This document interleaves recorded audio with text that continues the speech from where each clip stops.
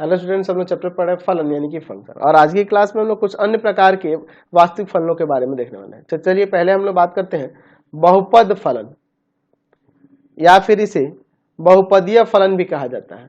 बहुपदीय फलन ये ऐसे फलन होते हैं जिसमें बहुत सारे पद होंगे, है ना। पॉलिनोमियल फंक्शन क्या होता है बहुपदीय फलन, चलिए इसको देखते हैं।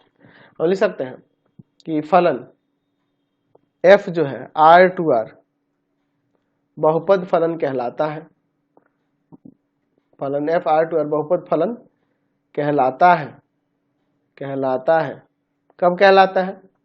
यदि यहाँ पर fx इक्वल टू में दे दे, बहुपद पढ़े हैं ना उसी के रूप में, a0 a1x a2x स्क्वायर, है ना, प्लस डॉट डॉट डॉट क्या an(x) का power n for all x belongs to real number. किसी भी रियल नंबर के लिए ये फलन परिभाषित होगा, जहां पर ये आपका a0 a1 a2 ये सब क्या होते हैं, ये an तक ये सभी वास्तविक संख्याएं होती हैं।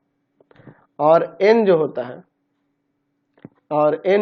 है n कोई भी होल नंबर हो सकता है या अऋणात्मक पूर्णांक होगा। होल नंबर यानी अऋणात्मक पूर्णांक हो सकता है, ठीक है। तो इसको बहुपद फलन कहते हैं, ये आपका बहुपद। तो इसके एग्जांपल बहुत सारे हो सकते हैं। मैं यहाँ पे fx इक्वल टू में लिख देता हूँ x स्क्वायर प्लस का 5x प्लस 2, एक बहुपद फलन है। मैं यहाँ पे fx इक्वल टू में लिख देता हूँ, मान लीजिए x स्क्वायर प्लस का 5, तो ये भी आपका एक बहुपद फलन है। तो ये बहुपद फलन होता है। इस रूप में कोई भी फलन होगा, यहाँ a0 a1 ये सब कोई भी वास्तविक संख्या है। देखो इसके गुणांक क्या है, वास्तविक संख्या है। यहाँ पे घात में, यहाँ पावर में ध्यान रखना होगा कि हमेशा कोई होल नंबर ही होना चाहिए, ठीक है ना। 0 1 2 3 4 यही सब होना चाहिए, तो वो आपका बहुपद फलन देगा। बहुपद पढ़े है ना जी 9th 10th में, वही सेम है यहाँ पर, समझ गए ना बात को। और इसका ग्राफ अलग से अब बनाएंगे तो लेंदी होते बन जाएगा, आप ग्राफ बना सकते हो किसी तरह से भी, y इक्वल टू fx लेके और उसको अलग मानो पे उसका ग्राफ देकर और उसका ग्राफ खींच सकते हैं, इसमें कोई दिक्कत नहीं। इस तरह का ग्राफ खींचना आप सीख गए हैं, आपको कोई दिक्कत नहीं अगर ग्राफ खींचना होगा तो। अगर बहुपद फलन के प्रांत की बात करें तो रियल नंबर होता है, और परिसर हमेशा कोई भी वास्तविक मान ही मिलेगा, तो परिसर भी रियल नंबर हो जाएगा। अभी हर एक फलन के लिए रियल नंबर नहीं होगा, हर एक फलन के लिए रियल नंबर होगा। जैसे इसी फलन के लिए देखिए, यहाँ पे इसका परिसर की बात करेंगे तो इसका मिनिमम वैल्यू अगर 0 रखेंगे x का वैल्यू, तो यहाँ पर 5 मिलेगा, कम से कम 5 मिलेगा, 5 मिलेगा और 5 से ज्यादा मिलेगा, पॉजिटिव ही आएगा हमेशा। तो जरूरी नहीं है कि परिसर रियल नंबर हो जाए हर एक के लिए। प्रांत हमेशा रियल नंबर होगा बहुपद फलन के लिए, परिसर में परिवर्तन होते रहेगा जो फलन दिया होगा उसके अनुसार से, ठीक है। अगला देखते हैं परिमेय फलन क्या होता है। परिमेय फलन यानी कि रेशनल फंक्शन। परिमेय फलन यहाँ पर लिख सकते हैं कि वह फलन जिसे दो बहुपद फलन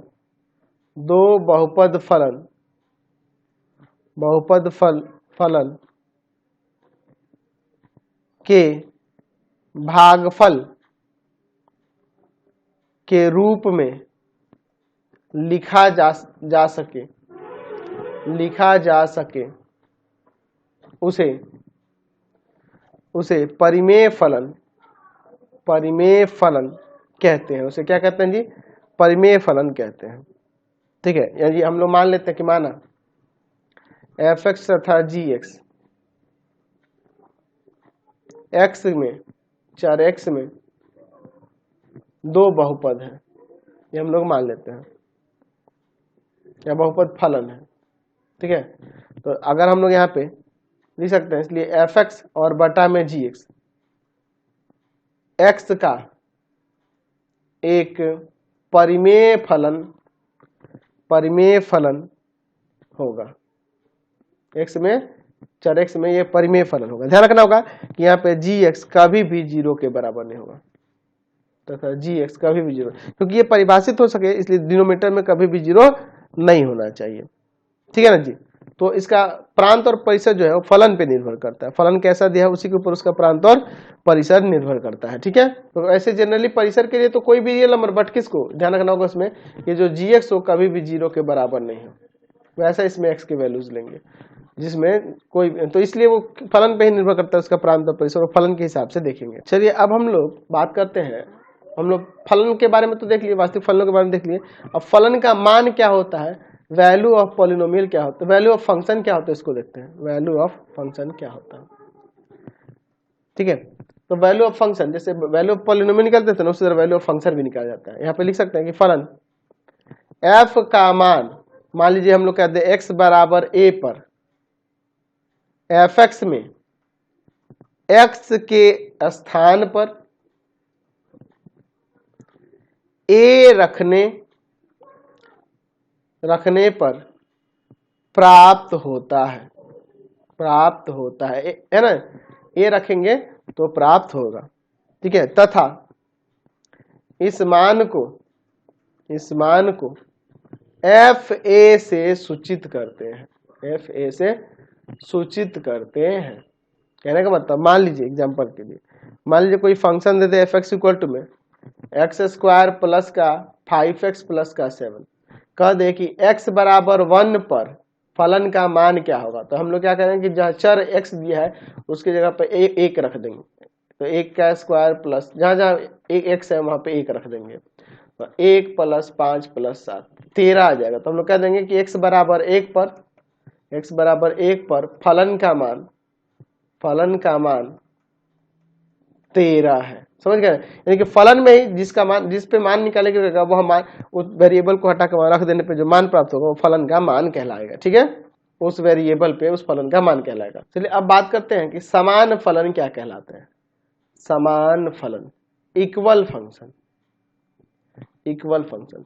देखिए दो फलन आपके पास दिए हो तो ऐसा नहीं है कि उसको देखकर आप कह देंगे कि समान है, उसके लिए कुछ कंडीशन है ना। तो आप कहोगे कि सर कैसे, आप ऐसे कहोगे कि सर फलन सेम होगा तभी ना वो समान फलन कहलाता होगा। नहीं, सेम से मतलब नहीं, हमें दो चीजें याद रखनी होगी। जो हमारे पास फलन दिए गए हो इन दोनों के प्रांत बराबर हो और उन प्रांत पे जो मान प्राप्त हो रहे हैं वो बराबर हो, तो वो समान फलन कहलाता है, ठीक है ना जी। तो यहाँ पे दो कंडीशन होंगी, ठीक है। तो इन दोनों कंडीशनों को हम लोग इसकी परिभाषा के रूप में लिख लेते हैं। यहाँ पे लिख सकते हैं कि दो फलन f तथा g समान कहलाते हैं यदि, पहला कंडीशन क्या है कि फलन f का जो प्रांत है वह बराबर हो फलन g के प्रांत के, दोनों का प्रांत बराबर हो। दूसरा कंडीशन क्या है कि उन प्रांत पर मान बराबर हो, fx का वैल्यू gx के बराबर हो for all x belongs to domain of the function f, है ना। फंक्शन f या फंक्शन g एक ही बात होगी, x belongs to domain of function g, है ना। दोनों के प्रांत बराबर है तो उनमें से किसी का भी लिख सकते हैं। तो ध्यान रखना कि वो प्रांत बराबर होने चाहिए, उन प्रांत पर उनके मान बराबर होने चाहिए, तब वो समान फलन कहलाते हैं। जैसे एग्जांपल में देखिए, यहाँ पर मैं यहाँ पर a एक सेट लेता हूँ जिसका अवयव है मान लो 0 और 2, b मैं एक सेट ले लेता हूँ जिसका अवयव है 1 2 3 4 5, ऐसे मान लेता हूँ।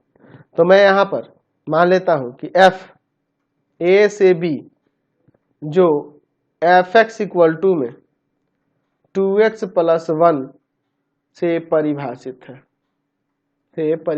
है, ऐसा हम लोग यहाँ पे ले लेते हैं।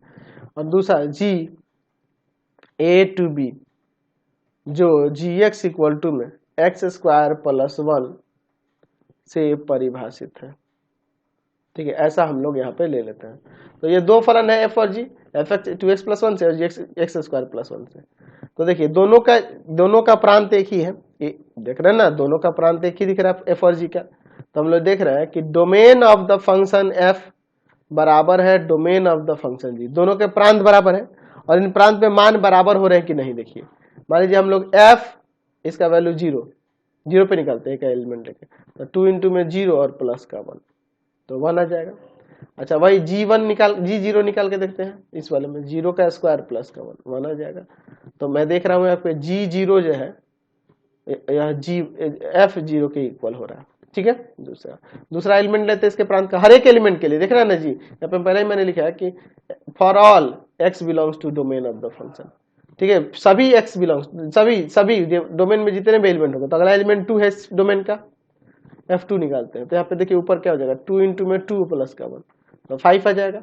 g2 निकालते हैं तो 2 का स्क्वायर और प्लस का 1 यहाँ 5 हो जाएगा। तो हम लोग देख रहे हैं कि इन प्रांत पे यहाँ पर मान बराबर हो रहा है। प्रांत के सभी अवयव जो भी है, इसमें दो ही अवयव है, तो इन दोनों अवयव पे, इस प्रांत के दोनों अवयव पर इस फलन का मान बराबर हो रहा है।